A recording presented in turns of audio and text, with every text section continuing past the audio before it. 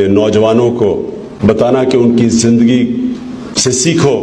میرا بچہ جو ہے وہ ذرا تھوڑا سا غصے کا تیز ہے، اور اس کو جب میں نے ویسے بات کی کسی سے تو انہوں نے مجھے مشورہ دیا کہ اس کو میوزک، کسی بھی انسٹرومنٹ کے میوزک کلاس میں ڈال دیں۔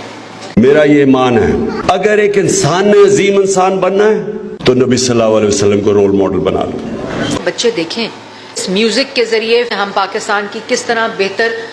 جو امیج بلڈنگ ہے وہ کر سکتے ہیں۔ یہ میرا ایمان ہے کہ ہم نے اپنے بچوں کو صرف ان کی جو نبی صلی اللہ علیہ وسلم کے کیریکٹر کی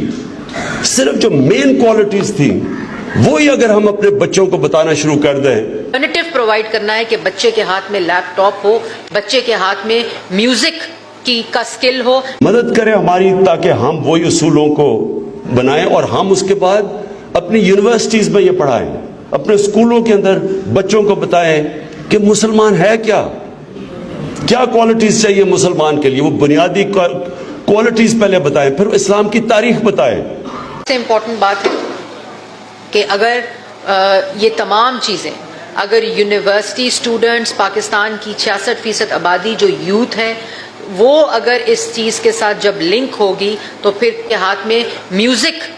کا سکل ہو، اسی طرح نوجوانوں کو اس پورے جو ترقی کا ویژن ہے اس کے اندر پرونا ہے،